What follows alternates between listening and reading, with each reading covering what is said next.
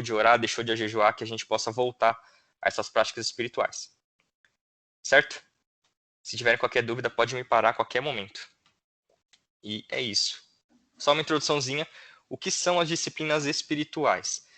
Então, primeiramente, elas são ações ou atitudes que nós cristãos devemos realizar para nos aprofundarmos no relacionamento com Deus. Então, o principal foco dessas disciplinas espirituais é que elas nos convidam a sair de uma vida superficial, de uma superficialidade com Deus e viver em um relacionamento mais profundo com Deus, que é buscar a Deus de maneira mais verdadeira, de maneira mais satisfatória. E é importante também a gente lembrar que não são métodos para ser um super crente, para ser um crente mais extremamente santo, um crente especial. Porque isso tem nome, isso se chama gnosticismo. Os gnósticos criam que tinham pessoas específicas que eram dotadas de superpoder espiritual e pessoas que eram super crentes. E isso é uma heresia muito antiga, já lá da época de Jesus Cristo e de Paulo. E sim, são ferramentas que vão nos auxiliar a suprir a nossa sede de Deus. O salmista lá no Salmo 42 vai dizer que como suspira a corça pelas correntes das águas, assim por ti, ó Deus, suspira a minha alma. A minha alma tem sede de Deus, do Deus vivo. Esse ano a gente vai falar também um pouco sobre antropologia, né, que é o estudo do homem, o estudo do que nós somos. E uma das coisas que nós somos desejo, nós somos sede. Por isso que eu gosto muito da frase do Jonas Madureira, um pastor e filósofo aqui de São Paulo mesmo, em que no livro dele, Inteligência Humilhada, ele escreve isso aí. Quando Deus soprou no homem o fôlego de vida, o homem tornou-se fome, apetite, desejo, necessidade. O homem não tem fome, o homem é fome. O homem não tem desejo, o homem é desejo. O homem não tem necessidade, o homem é necessidade. Portanto, o homem todo é desejo. Ele foi criado para ser integralmente desejo, fome, sede, necessidade. Do que? De quem? Unicamente de Deus. Então, essas disciplinas espirituais, elas vão nos auxiliar a suprir aquilo que nós temos de sede de Deus. Muitas vezes nós suprimos a nossa sede em outras coisas, a gente supre em coisas deste mundo, em pessoas, em objetos, em atitudes, e a gente esquece que a própria Bíblia nos deixou métodos para que a gente se achegue mais próximo de Deus, para que a gente sacie essa necessidade que, do ponto de vista intrínseco, a gente tem dentro do nosso ser. Então, é para isso que servem as disciplinas espirituais, para que a gente possa suprir a nossa sede que nós temos de Deus, e muitas vezes nós nem percebemos porque estamos suprindo essa sede em outro lugar e criando outros ídolos. Às vezes nossa faculdade é nosso ídolo, nosso namorado é o nosso ídolo, nosso celular é o nosso ídolo, e a gente esquece de adorar unicamente a Deus. Certo? Agora, só para começar então, a gente vai começar pela oração. E eu queria saber de vocês, o que é oração? Uma respostinha bem simples assim, sei lá, questão de palavras. O que é oração para vocês?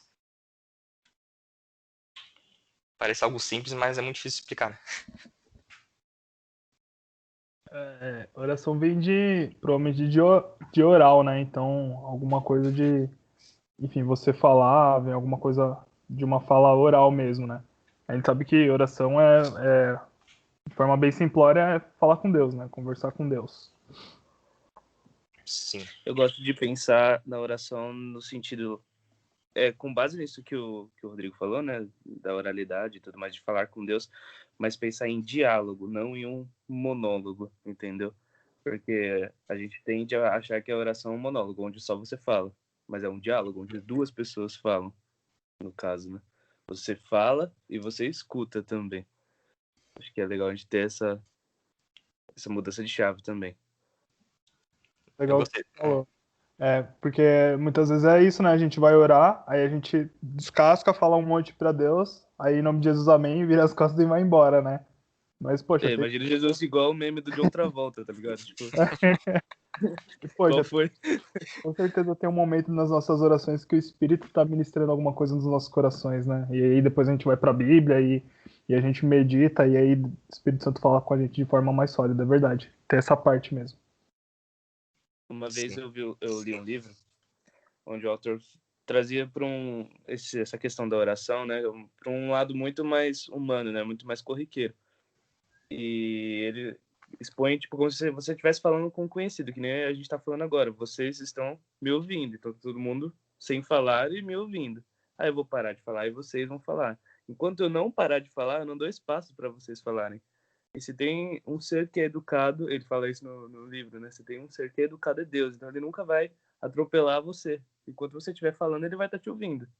Só que se acontecer isso que o Rodrigo tá falando, a gente acaba desligando ali a rede, o contato, e ele não falou nada. Então a nossa oração foi meio que uma via de mão única, né? E se a gente ora e não espera o que Deus tem para falar com a gente, é meio que incompleto, né? Uhum. Eu gostei muito dessa definição de diálogo, porque é justamente mais ou menos por essa linha que eu vou entrar aqui nesse slide. A linha de que a oração, ela de certa forma, é um relacionamento, não apenas um falar nosso, mas um relacionamento entre nós e o próprio Deus. Antes de seguir aqui, Rodrigo, eu esqueci de gravar. A gente vai gravar essa aula? Uma dúvida. Já tá gravando, cara. Ah, tá gravando? Tá. Opa, beleza. Valeu, então. Então, beleza. Oração, falar com Deus, diálogo, e eu gosto dessa maneira de interpretar o que é oração. Em primeiro lugar, nós cristãos não, mas nós como ser humano, nós fomos criados para oração. Então, se você for ver lá em Gênesis 1, Gênesis 2, antes do pecado, a gente via como o ser humano tinha um relacionamento totalmente direto com a pessoa de Deus. Então, até que Deus ele passava lá de tarde, conversava com Adão e tudo mais, como se eles fossem propriamente amigos. E claro que ali o Deus é o Deus encarnado. Então, quem estava aí nas aulas de Hebreus sabe que Deus é espírito e ninguém nunca via Deus, mas a expressão exata da pessoa de Deus é Jesus Cristo. Então, Deus, na pessoa de Cristo, conversava lá com Adão diariamente no jardim. E o problema é que o pecado, ele entrou no homem lá em Gênesis 3, e por conta disso o relacionamento entre Deus e o homem ele foi rompido. E a partir daí, a Bíblia vai nos dizer que nós temos inimizade com Deus, nós somos inimigos de Deus, e o pecado também nos trouxe afastamento da pessoa de Deus. Então, essa oração, esse relacionamento que existia tão íntimo entre Deus e o homem, foi rompido por conta desse pecado. Porém, o próprio Deus, ele em sua infinita graça, misericórdia e soberania, ele mesmo cria uma solução, ele mesmo busca o homem, ele providencia uma reconciliação. O próprio Deus, ele nos chama de volta para esse relacionamento, para essa oração, que é através de Cristo. Cristo, ele acaba tornando-se uma ponte entre o homem e Deus. Cristo, ele se torna nosso mediador. E por conta da vinda de Cristo é que o nosso relacionamento foi restaurado com Deus. Que lá em Romanos 5, vou ler aqui rapidinho, Paulo ele vai falar justamente sobre isso. Ele vai falar que, portanto, uma vez que pela fé fomos declarados justos, temos paz com Deus por causa daquilo que Jesus Cristo, nosso Senhor, fez por nós. Então, graças à morte de Cristo, graças às obras de Cristo, agora nós temos paz. Uma inimizade que existia com Deus, um afastamento que existia com Deus, foi reconciliado e foi refeito. E graças a essa paz e essa mediação que nós temos em Cristo, é por isso que agora nós podemos falar diretamente com Deus. O véu se rasgou, não é mais necessário um sacerdote para falar com Deus, porque agora todos nós somos reinos de sacerdotes e assim nós conseguimos se achegar diretamente a Deus para voltar a falar com Ele e ter esse relacionamento. Então é por isso que a gente ora em nome de Cristo, porque a gente ora através dessa ponte, dessa mediação que foi refeita por causa de sua morte. Então agora eu gosto muito dessa definição, né? A oração é relacionamento com Deus, é uma ponte que a gente tem através de Cristo até a pessoa de Deus. E a oração, ela é muito simples e ao mesmo tempo ela é muito complexa. Porque se você for parar para pensar, orar não é uma coisa difícil. Por exemplo, orar você pode orar em qualquer lugar. Você, sei lá, você tá aí na aula, se você quiser agora sair da aula e orar, você pode, se querendo ou não. Sei lá, você tá no carro, você pode orar. Você tá, sei lá, na barriga da baleia lá, você pode orar igual o Jonas. Baleia não, né? Grande peixe, não sei o que é. Mas enfim, você pode orar, você está no emprego, você ora e tudo mais. É algo muito simples, porém é muito complexo, porque a gente vê como que é difícil às vezes a gente manter uma vida de oração, como é difícil a gente manter essa disciplina, né, essa regularidade em relação à oração. Então, ao mesmo tempo ela é muito difícil, mas ao mesmo tempo ela é muito simples. E é justamente por conta disso que Cristo ele nos ensina a orar e Cristo cria um modelo de oração para que a gente aprenda a orar da forma que Deus quer que a gente ore. E por conta disso, o Cristo ele vai ensinar para os discípulos o Pai Nosso, que é o que está em Mateus 6, do 9 ao 13. Então, nessa aula, eu queria trazer alguns aspectos do Pai Nosso que possa nos ajudar para que a gente aprenda a orar. O Pai Nosso, ele está na Bíblia e não está lá de à toa. Ele não está lá por qualquer motivo. Ele está lá para que a gente aprenda a falar com Deus, para que a gente siga um modelo, para que a gente tenha um norte para guiar nossas orações. Nós temos um pouco de preconceito com o Pai Nosso, porque vemos que algumas outras religiões acabaram pegando e transformando numa reza, né, numa vã repetição. E isso é um preconceito que a gente precisa quebrar e entender que o Pai Nosso foi criado por Cristo para que a gente pudesse se achegar a Deus da forma que Deus espera que a gente chegue. Então aqui, a oração do Pai Nosso. Quem quiser ler, tá aí na tela. Pode ler, por favor.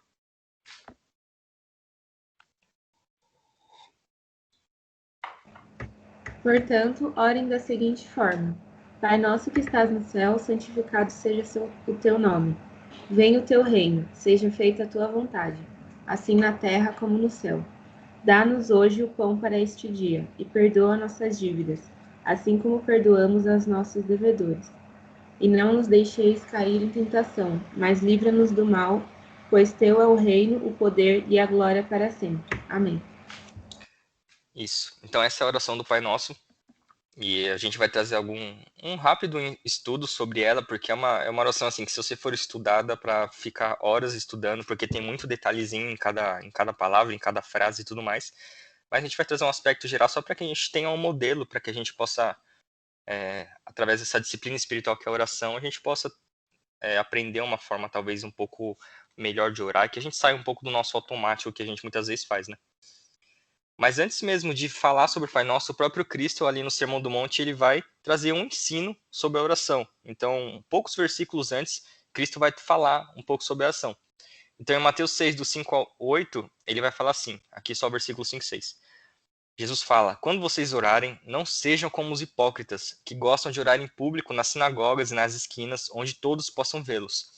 Eu lhes digo a verdade, eles não receberão outra recompensa além dessa. Mas quando orarem, cada um vá para o seu quarto, feche a porta e ore ao seu pai em segredo. Então seu pai, que observa em segredo, os recompensará. O primeiro ensinamento de Cristo é que ele parte do pressuposto que nós oraremos. Biblicamente, não vai ter um mandamento específico sobre a oração. A Bíblia não vai falar você deve orar tantas vezes por dia, tantas vezes na semana. A Bíblia não vai trazer uma ordem dessa explícita. Porém, a Bíblia traz um pressuposto de que nós já oraremos, já faz parte da característica do povo de Deus, seja do povo judeu, seja nós cristãos, faz parte da nossa característica. E é por isso que eu até sempre falo, a Bíblia não tem o intuito de provar que Deus existe, porque a Bíblia parte do pressuposto que Deus existe. E a mesma coisa com a oração. Jesus ele não quer ele não traz um mandamento, uma ordenança para que a gente ore, mas ele traz um pressuposto. Ele sabe que nós cristãos, nós vamos orar. Então por isso que ele começa, quando vocês orarem, partindo desse pressuposto que vocês vão orar porque vocês são cristãos, aí aqui ele traz a primeira reprovação, que a oração, ela não deve ser feita de maneira como os hipócritas fazem. A oração hipócrita, ela é feita para que os outros vejam. Se for esse o intuito, esta pessoa já recebeu a sua recompensa, que a recompensa vai ser a atenção dos outros. Aqui não fala a pessoa já recebeu a recompensa de que ela orou em público e aquilo que ela pediu já recebeu. Não, essa pessoa que é hipócrita, ela já recebeu a única coisa que Deus vai dar para ela, que é os outros vendo, que é a atenção dos outros, que é, como diria lá, eu não sei que cantora diz, mas ela fala que vive pro aplauso, não sei se é Lady Gaga, sei lá, não gosto muito de pop, mas enfim, essa pessoa acaba vivendo pelos outros. E isso é algo que a gente também tem que tomar muito cuidado. Às vezes a gente quer orar mais alto, às vezes a gente quer demonstrar que a gente ora muito mais que os outros, a gente quer demonstrar que a gente tem uma vida de oração muito maior que os outros, e isso é algo que Jesus Cristo ele rejeita. Pelo contrário, ele vai falar que a oração de verdadeiro cristão tem que ser um momento de intimidade, um momento particular com Deus, e não para autopromoção. Aqui, quando Cristo fala que cada um vai para o seu quarto, fecha a porta, ele não está falando que a oração só pode ser feita na porta. Não, ele está apenas trazendo esse contraste entre os hipócritas, que oravam lá em público, na frente de todo mundo.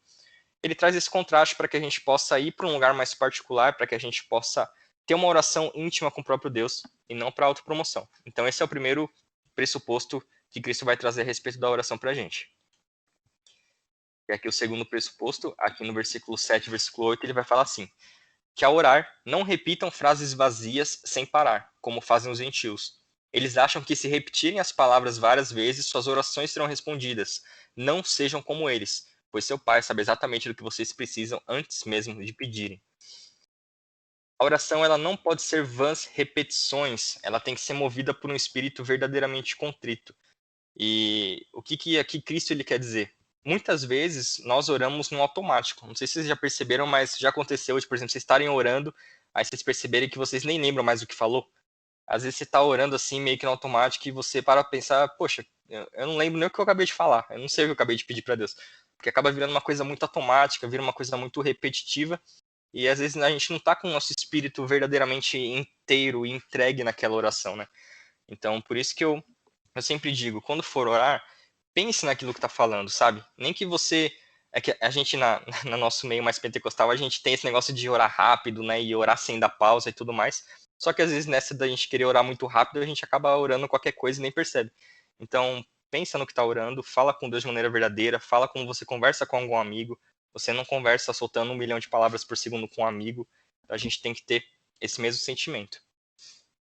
E é justamente sabendo dessas dificuldades que Cristo ele ensinou um modelo, um padrão de como orarmos corretamente, que a partir do próximo versículo ele já explica esse padrão. E uma coisa muito importante para a gente entender sobre a oração é que ela tem que ter um equilíbrio entre espontaneidade e formalismo. Ela tem que ter um equilíbrio entre emoção e razão. Por quê?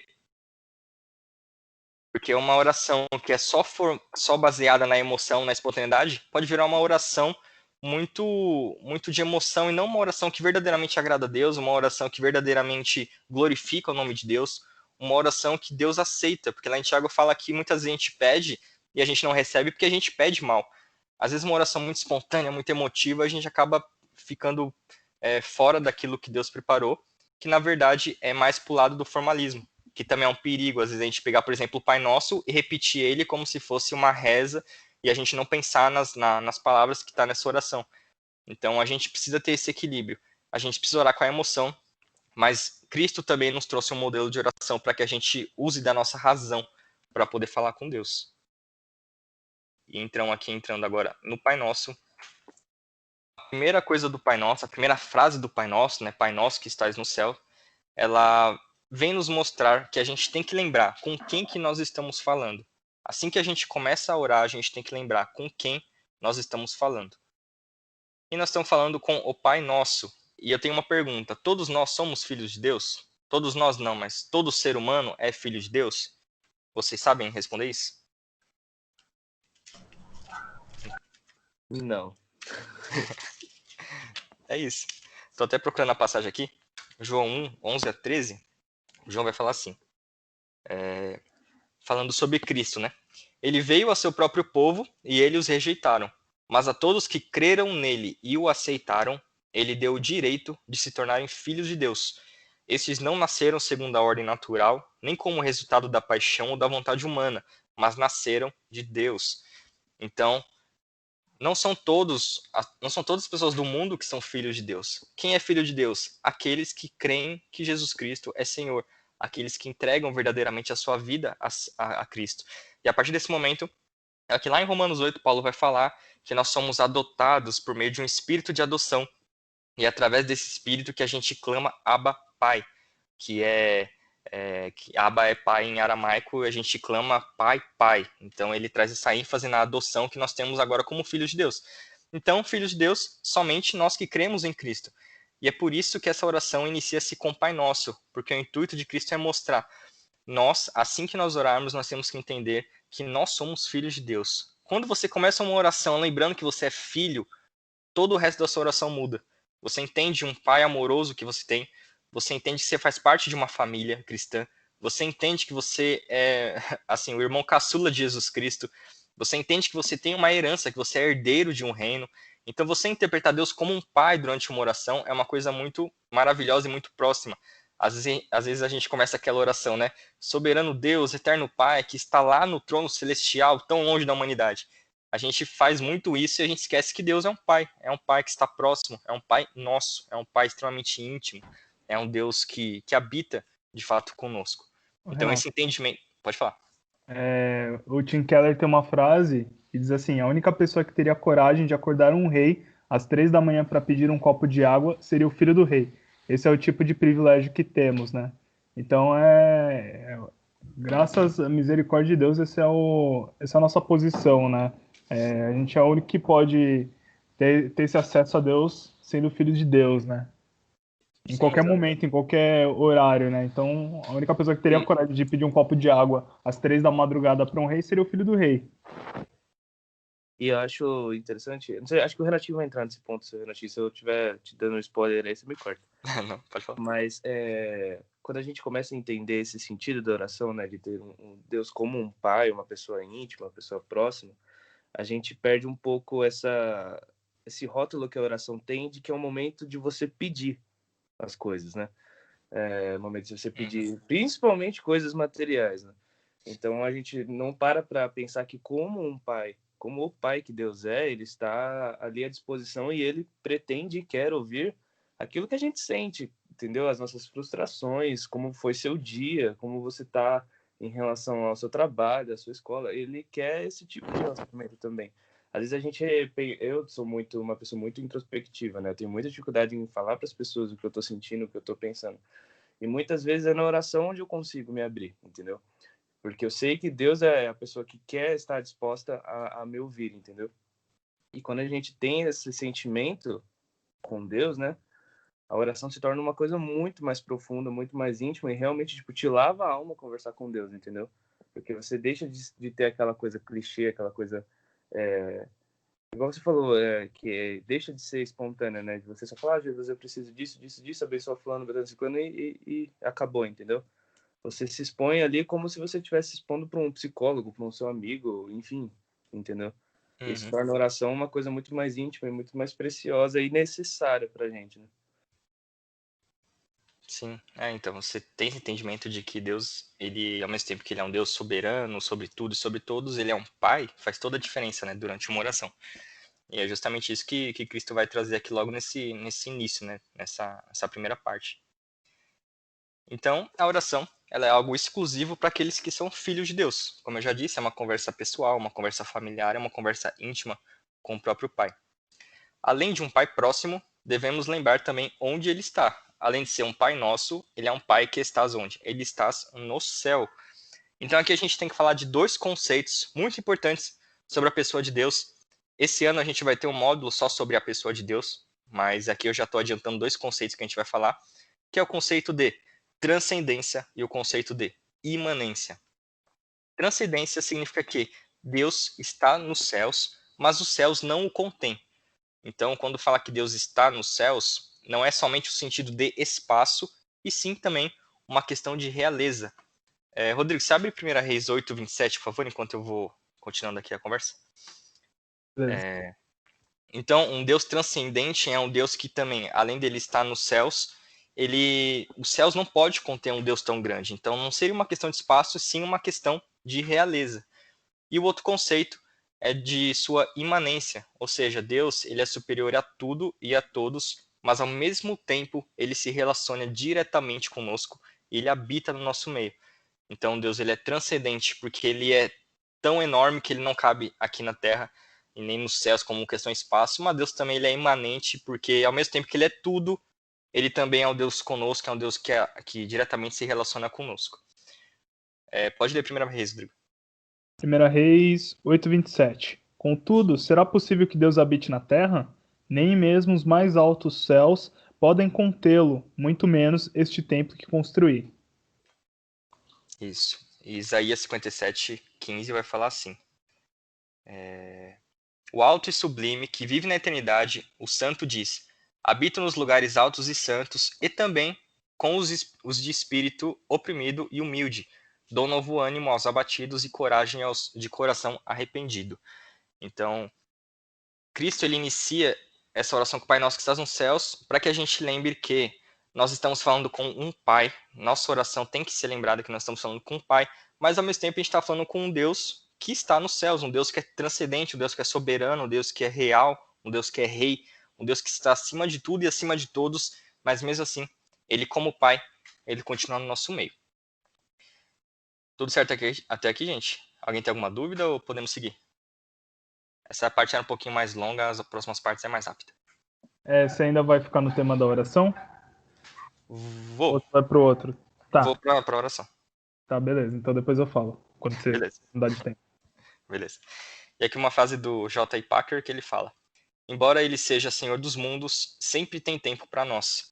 Seus olhos sondam todas as coisas em todos os momentos, mas mesmo assim temos sua total atenção quando o chamamos. Um Deus acessível. É para ele que oramos. Falando aqui do nosso Pai.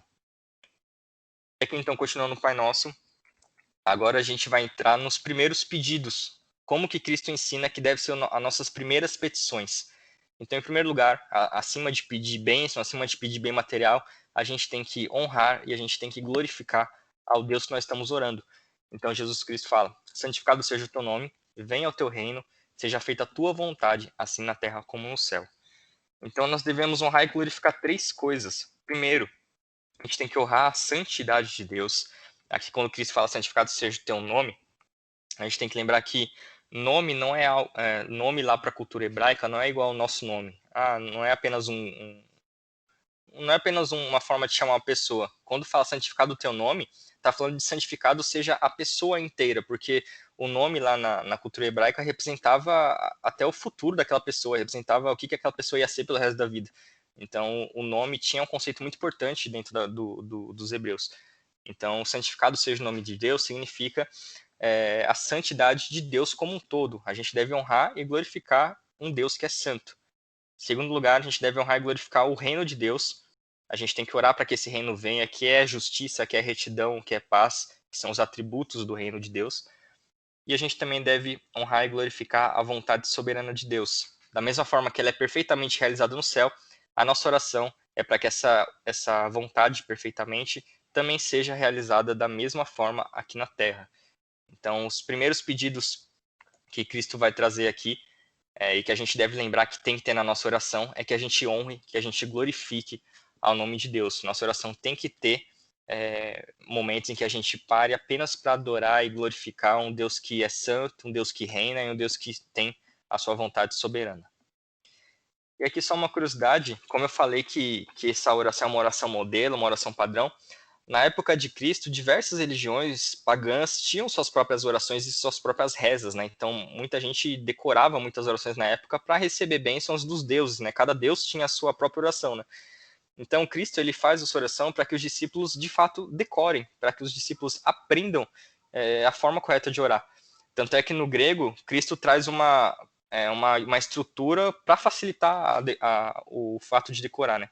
Aqui ele vai falando: santificado seja o nome teu, venha o reino teu, seja feita a vontade tua. E aí no grego ele vai trazendo essas palavrinhas aí para poder facilitar os cristãos a decorarem na época. Então é mais uma evidência de que Cristo tinha total intuito de que a gente aprendesse de verdade a fazer essa oração. Continuando aqui para a segunda parte da oração. Agora a gente entra nas últimas petições da oração, que aí sim a gente entra nos pedidos pessoais. Depois de lembrar que nós estamos falando com o nosso Pai, lembrar que nós estamos falando com um Deus que é transcendente, um Deus que é imanente, depois de pedir a glorificação, de honrar a vontade de Deus, a santidade de Deus, a gente entra nas nossas petições, a gente pede coisas pra gente, porque de fato a gente, como cristão, a gente tem pedidos pessoais, a gente tem coisas a pedir para Deus, e o próprio Cristo, ele ensina que de fato a gente tem que pedir mesmo algumas coisas. Então, Cristo ele começa pedindo: dá-nos hoje o pão para este dia. Aqui ele não está falando somente do pão literal, mas ele está falando sobre um sustento básico e aquilo que é necessário para a nossa vida, confiando e dependendo dele. E cabe a nós também ter essa responsabilidade de pedir a Deus. Tanto é que lá em Tiago 4, 2, 3, que fala que pedis e não recebeis porque pedis mal. Então a gente muitas vezes pode não receber porque a gente não pede da forma correta mesmo. Deus, em sua soberania, ele permite que a gente aprenda com isso. Então a gente tem que lembrar de pedir nosso sustento básico, aquilo que é necessário para a nossa vida, não somente aqui o pão, mas ele traz o conceito de tudo que é necessário: vestimenta, moradia, enfim, qualquer coisa que seja necessário para nós. E uma outra petição que ele faz é: perdoa as nossas dívidas, assim como perdoamos os nossos devedores. E uma curiosidade, não sei se vocês pararam para pensar, mas aqui não está escrito perdoe os nossos pecados. Uma coisa interessante, né? Porque eles poderiam muito bem usar a palavra pecado, e lá no grego eles não usaram a palavra para pecado, que é a palavra hamartia, né? Eles usaram outra palavra, que de fato é a palavra dívida. Então a ênfase aqui de Cristo não é necessariamente sobre os pecados, aqueles que nós cometemos e tudo mais, porque nossos pecados, de certo modo, foram pagos na pessoa de Cristo. Nós somos perdoados, Deus não se lembra mais dos nossos pecados, Porém, muitas vezes nós erramos porque nós temos dívidas para com Deus e com nossos irmãos. Porque é justamente aquilo que a gente deveria fazer, a gente acaba não fazendo. Então aqui entra aqueles pecados de omissão que Tiago fala, quando a gente sabe que deve fazer o bem, mas a gente não faz, a gente está em dívida com Deus por conta disso. Quando a gente sabe que a gente tem que amar o nosso próximo, a gente não ama, a gente está em dívida com o nosso irmão. Então a ênfase aqui é justamente de coisas que a gente deveria fazer e a gente muitas vezes não faz. Nós temos que lembrar também desses nossos pecados, desses nossos erros e pedir perdão por muitas coisas que às vezes a gente nem sabe que cometeu, né? E o último pedido de Cristo, que ele nos ensinou, é não nos deixe cair em tentação, mas livra-nos do mal. Devemos pedir a proteção divina diariamente contra as ciladas do diabo. Por último, a oração ela é finalizada com um hino de louvor a Deus, pois teu é o reino, o poder e a glória para sempre. Amém. Se vocês perceberem, essa frase está em colchetes em algumas versões. E por que isso acontece? Porque esse trecho ele é um acréscimo posterior, na verdade. Quando estavam compilando o Novo Testamento, eles acrescentaram essa frase justamente para adequar a oração na liturgia dos cultos da igreja primitiva, para que eles pudessem orar essa oração e terminar louvando a Deus, porque esse louvor, pois teu é o reino, teu poder, tu é a glória, era um louvor comum dentro do povo hebreu para se referir a Deus. Então, isso foi um acréscimo posterior que Cristo não disse na hora, mas tudo bem. Tradição também é importante nas escrituras e por conta de tradição eles acrescentaram esse hino de louvor a Deus. Então, para resumir tudo a história, a oração ela é uma das principais disciplinas espirituais que nós temos e o próprio Cristo nos ensinou a maneira correta de exercitá-la. Lembrando que, quando oramos, falamos com nosso Pai eterno e celestial, acima de tudo, pedindo para que Ele mesmo seja glorificado e honrado, e pedindo aquilo que é necessário para a nossa sobrevivência, perdão pelos nossos erros e pelas nossas dívidas, e proteção contra o mal da parte de Deus. Então, quando nós formos orar, o intuito dessa aula, além de incentivar que a gente ore, é que a gente lembre disso. Cristo ele deixou um padrão para que a gente aprendesse a maneira correta de orar. Então a gente tem que lembrar disso. Sempre falar como um filho fala com um pai. Lembrar que é um Deus soberano e eterno. Honrar e glorificar a Deus. Nossa oração tem que ser para a glória de Deus, tem que ser para adorar a pessoa de Deus. E quando nós formos pedir, nós temos que pedir com humildade, confiando, dependendo da provisão de Deus, confiando que aquilo que é necessário para a nossa sobrevivência Ele vai nos ajudar.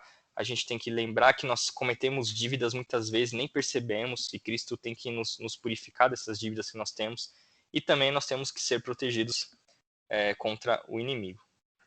E sobre oração é isso. Rodrigo, você queria falar alguma coisa? Agora a gente vai para a segunda parte, que é mais rápida, que é mais tranquila, que é jejum e estudo. Queria, mas só vou passar bem por cima, depois se vocês quiserem conversar com a gente mais aprofunda e a gente abre o assunto, porque senão não vai dar tempo de acabar a aula hoje. Mas o Renato falou sobre essa oração um pouco mais individual, porém a gente tem que lembrar também que existem outros modelos de oração também. Então, a Bíblia retrata, por exemplo, oração que é feita em grupo, em conjunto. Então, lá em Atos 4, por exemplo, a gente tem as pessoas ali da igreja primitiva orando a Deus pedindo mais coragem, né? E eles oram todos num só coração. E a Bíblia fala que depois que eles fizeram essa oração, o lugar que estavam reunidos tremeu e todos ficaram cheios do Espírito Santo. E aí eles pregaram corajosamente a palavra de Deus. Eles oraram como um só grupo, um só propósito de oração.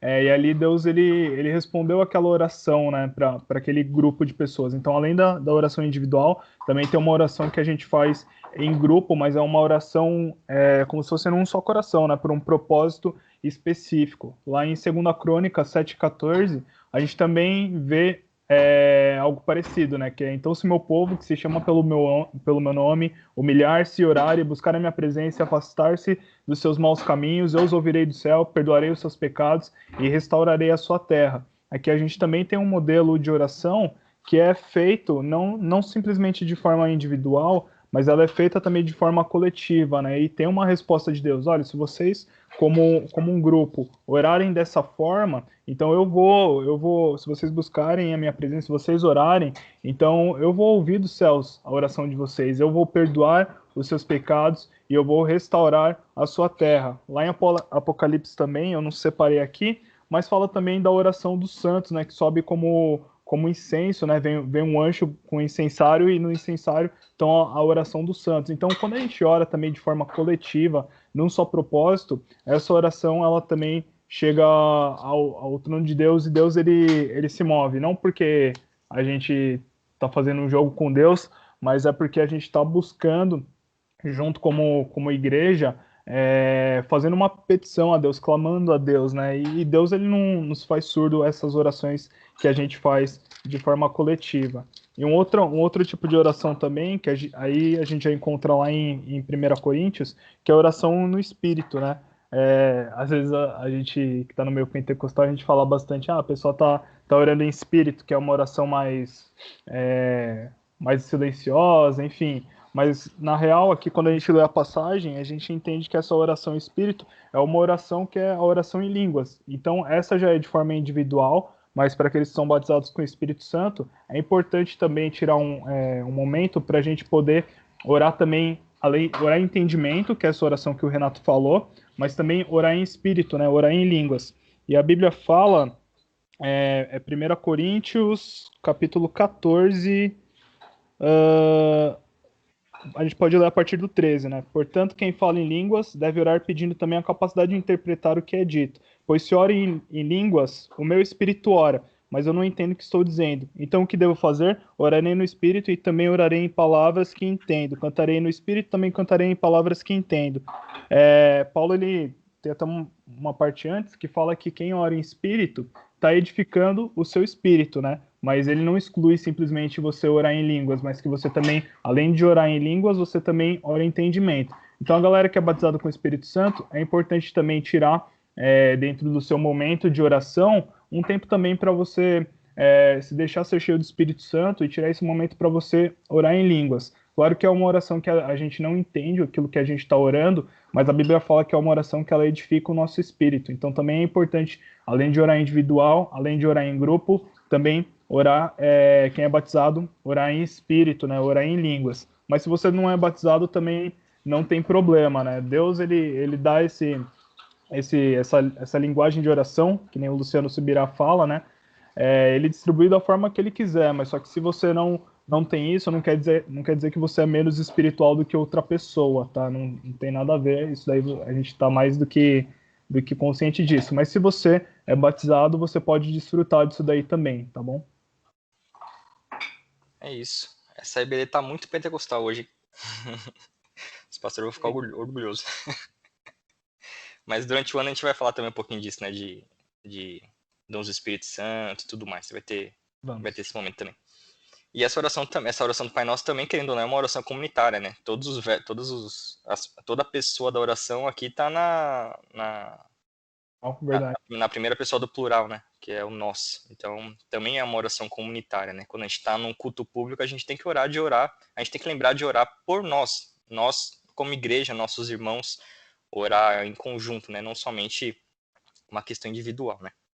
Até mesmo, tipo, quando às vezes tem aquele apelo final, que o pastor está fazendo aquele chamado para as pessoas, é importante a gente, como igreja, estar intercedendo, né, em favor daquelas pessoas, porque muitas vezes nesses momentos é realmente travado uma batalha espiritual, né? Ali o Espírito Santo está chamando a pessoa, às vezes a pessoa tá se sentindo oprimida ou não consegue tomar uma decisão, e ali a gente, como igreja, é importante estar fazendo esse momento de intercessão também.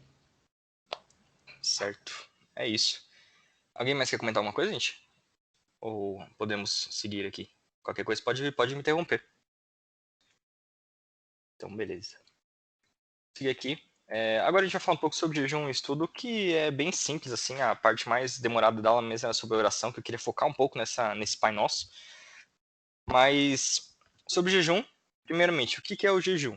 O jejum, ele vai ser a abstenção temporária de alimento para finalidades espirituais. Sua principal finalidade é o arrependimento e a humilhação, que está lá em Joel 2,12. Depois vocês dão uma olhadinha em casa. Vou mandar para vocês o PDF, aí vocês conseguem ler.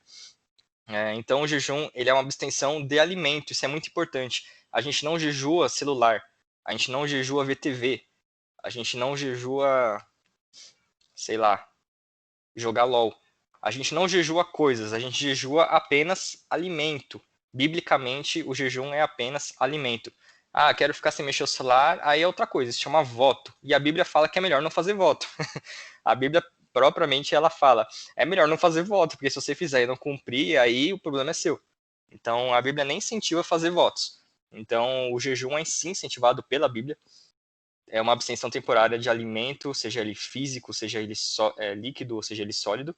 E a sua principal finalidade ela vai ser justamente esse arrependimento, essa humilhação perante Deus. A gente jejua para se humilhar, para se arrepender perante Deus.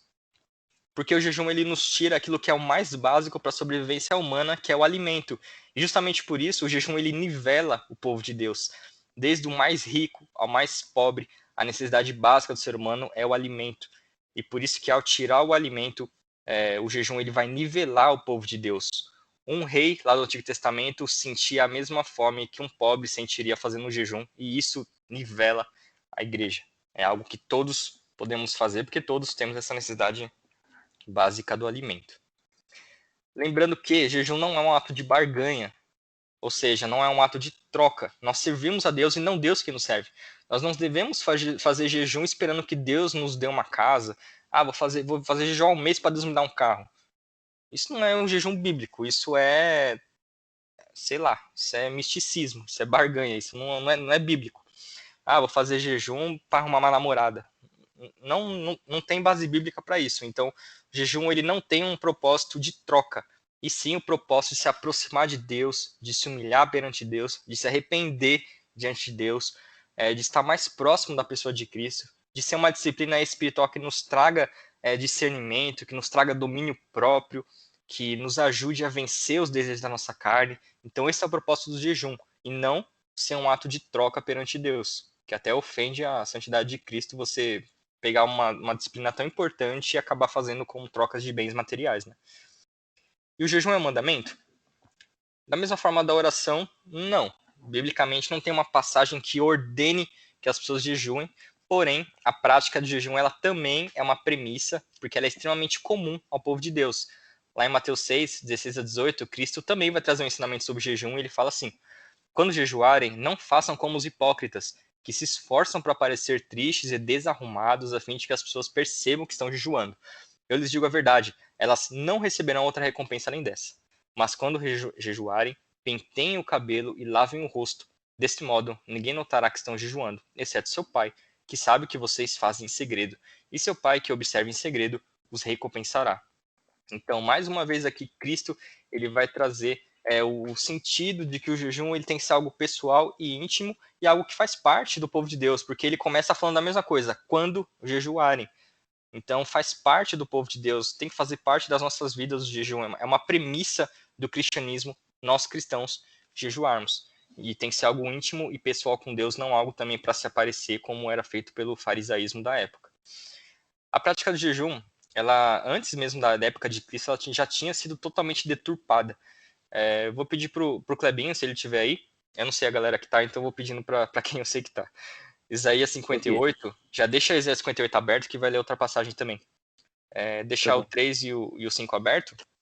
Em Lucas 18, 12, é uma passagem que Jesus está contando uma parábola e o fariseu fala que jejuo 2 vezes por semana. A pessoa estava se achando por jejuar tantas vezes na semana. E achou a Isaías, Clebinho? Pode ler. Achei. É o 3 a 5? Isso. Dizendo: por que jejuamos nós e tu não atentas para isso?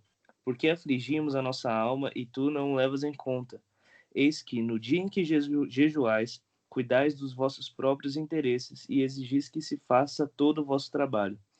Eis que jejuais para contendas e rixas e para farirdes com punho iníquo. Jejuando assim como hoje, não se fará ouvir a vossa voz no alto.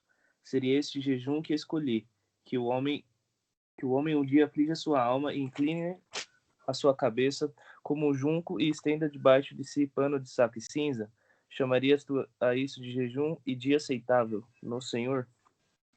Isso. Aqui o povo lá da época estava jejuando para Deus e eles perguntavam: nossa Deus, a gente está jejuando, o Senhor não vê? O Senhor não atende a nossa oração? E Deus ele responde: vocês estão jejuando para mim ou vocês estão jejuando para os seus próprios interesses? Então, a galera já tinha se perdido totalmente o sentido do jejum, já tinha sido totalmente deturpada essa prática. E é por isso que Cristo vem e corrige a forma certa de se jejuar. E lá em Zacarias também a gente vê que o jejum deve ser um ato para Deus e não um ato para os homens. Zacarias 7, 3-5, o profeta fala assim, perguntaram aos profetas e aos sacerdotes no templo do Senhor dos Exércitos, devemos continuar a lamentar e jejuar no quinto mês, como temos feito por tantos anos? Em resposta, o Senhor dos Exércitos me deu essa mensagem. Diga a todo o seu povo e a seus sacerdotes. Durante esses 70 anos de exílio, vocês jejuaram e lamentaram no quinto e no sétimo mês. Mas foi de fato para mim que jejuaram? Então o próprio Deus pergunta, vocês jejuaram para mim de fato? Então a gente tem que lembrar disso. O jejum não é um ato para nós, mas sim um ato para a glória de Deus, um ato que visa a pessoa de Deus, um ato não para os nossos desejos pessoais, para os nossos próprios interesses, mas para que através do nosso jejum também o próprio Deus seja glorificado e seja honrado. Além disso, o jejum ele também deve ser acompanhado de oração. Então, lá em Atos 13, 2-3, vai falar sobre a igreja primitiva, sobre que eles fala que eles oravam e jejuavam. Então, a oração ali estava junto do jejum. Lá em Lucas 2, 36 e 37, vai falar da profetisa, que ela ficava no templo em jejum e oração. Então, no Novo Testamento, o jejum está sempre acompanhado de momentos de oração. E isso deve ser algo que a gente também tem que fazer. A gente não pode fazer aquele jejum, vou sair de casa de manhã às 7 horas, vou voltar, sei lá, 3 da tarde, aí eu como. Aí passa a manhã inteira trabalhando em jejum, mas não fez uma oração, não leu uma passagem bíblica. Então foi um jejum que só serviu para você, sei lá, perder umas calorias. Não serviu para você ter uma disciplina espiritual com Deus. Porque o jejum ele tem que ter acompanhado com ele momentos de oração, momentos de entrega ao próprio Deus. O jejum sempre acompanhado de oração. E acima de tudo, o jejum ele tem que acompanhar misericórdia. Clebinho, Isaías 58, agora o versículo 6 e o 7, por favor. Tá bom, eu vou ler na NVT agora, tá? Beleza. Este é o tipo de jejum que desejo. Soltem os que foram presos injustamente, aliviem as cargas de seus empregados, libertem os oprimidos, removam as correntes que prendem as pessoas. Repartam seu alimento com os famintos e ofereçam abrigo aos que não têm casa.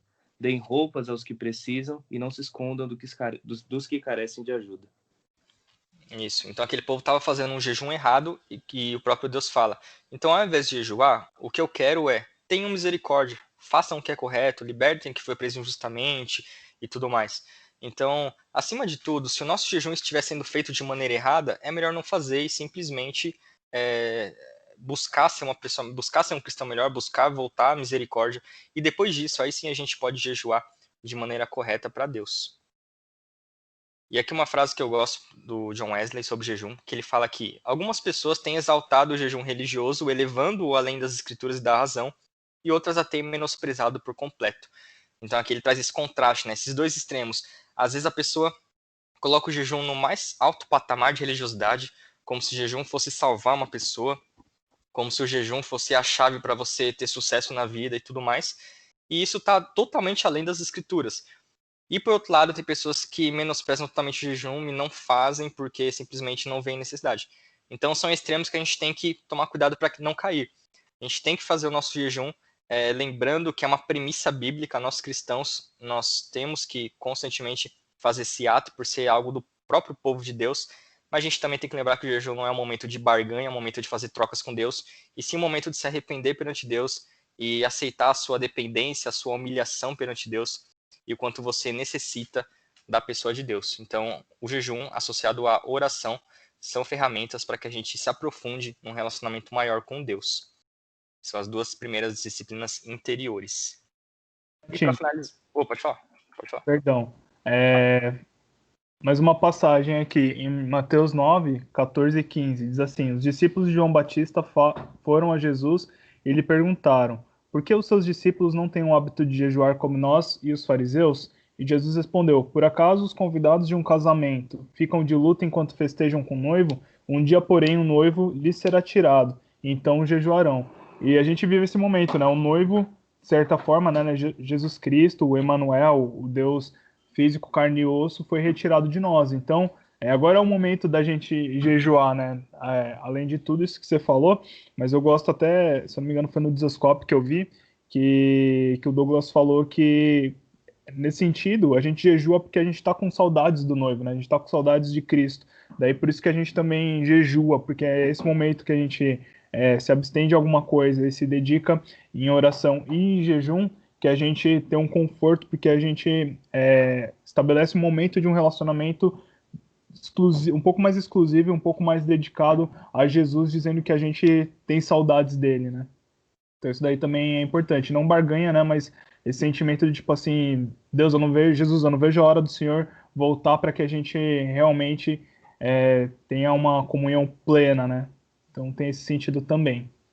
Sim, verdade. Muito bem lembrado essa passagem. E agora, para finalizar, bem mais simples, mas que a gente esquece que é uma disciplina espiritual. Muitas vezes a gente acha, na verdade, que não tem nada a ver de espiritual, mas é uma disciplina espiritual, que é o estudo bíblico. Então, para a correta prática das disciplinas espirituais interiores, nós precisamos de 2 conceitos importantes, que ano passado, lá em Hebreus, eu falei, não bastante, mas falei algumas vezes, sobre ortopraxia e ortodoxia. Ortopraxia significa a correta prática cristã. Então, uma forma correta de agir, de uma prática. Então, aqui a ortopraxia está falando de jejum, de oração, meditação e tudo mais. Agora, ortodoxia é a correta doutrina. Então, aqui a gente está falando de estudo. Um cristão precisa ter ortopraxia, ortodoxia e ortopatia. Ortopatia vai ser a próxima aula, que vai falar de disciplinas espirituais exteriores e traz um conceito mais de social e empatia com nossos irmãos. Mas então, a correta prática e também tem a correta doutrina, que é o estudo bíblico. E a Bíblia, em diversas passagens, ela vai incentivar o estudo da Bíblia, não somente a meditação, que é uma outra aula, mas o estudo sistemático da palavra de Deus. 2 Timóteo 3,15. Desde a infância lhe foram ensinadas as Sagradas Escrituras, que lhe dera sabedoria para receber a salvação que vem pela fé em Cristo Jesus. 1 Timóteo 4,13. Até a minha chegada, dedique-se à leitura pública da Escritura, à exortação e ao ensino. 2 Pedro 3,18. Antes, cresçam na graça e no conhecimento de nosso Senhor e Salvador Jesus Cristo. Hebreus 6:1-3. Portanto, deixemos de lado os ensinamentos básicos a respeito de Cristo e sigamos em frente, alcançando a maturidade do nosso entendimento. Certamente não precisamos lançar novamente os alicerces, ou seja, o arrependimento das obras mortas, a fé em Deus, o batismo, a imposição de mãos, a ressurreição dos mortos e o julgamento eterno. Se Deus permitir, avançaremos para um maior entendimento. E Efésios 4:14. Então, não seremos mais imaturos como criança, nem levados de um lado para o outro, empurrados por qualquer vento de novos ensinamentos. E também não seremos influenciados quando nos tentarem enganar com mentiras astutas. Aqui Paulo falando sobre a importância do conhecimento de Jesus Cristo para que a gente não seja levado por qualquer vento de doutrina e heresias. Então a Bíblia incentiva que a gente estude a Bíblia também como uma disciplina espiritual. Não somente como algo à parte da espiritualidade cristã, mas como totalmente parte daquilo que a gente chama de espiritual. E até que Thomas Watson ele vai dizer que a doutrina bíblica é para a alma como uma âncora para o navio, que a mantém firme em meio às ondas do erro. Então, esse talvez seja o principal propósito da doutrina bíblica, que a gente não seja levado pelos erros que a gente vê aí ao redor do mundo. Quando nós falamos em estudo bíblico, falamos basicamente em teologia. Muitas vezes a gente acha que teologia é uma coisa de faculdade, uma coisa de seminário, mas não. Nós aqui nesta manhã estamos falando de teologia, porque teologia é o estudo de Deus, aí do grego theos e logia, que é o estudo de Deus literalmente. Então a gente todo domingo aqui, a gente está fazendo uma teologia, né? A gente está estudando Deus, a gente está estudando a palavra, mas também, assim como a oração, que é diária, assim como o jejum que é frequente, a nossa vida também tem que ser pautada pelo estudo bíblico, pelo estudo da teologia, pelo estudo de bons livros, de bons autores, de boas referências, para que a gente também exercite essa disciplina espiritual que é a teologia. Então, só para vocês terem uma ideia de como a teologia é imensamente grande, a gente tem 6 áreas da teologia. Então, a gente tem a teologia sistemática, que são as doutrinas fundamentais do cristianismo, que é o que a gente vai estudar esse ano, tá? As doutrinas fundamentais do cristianismo.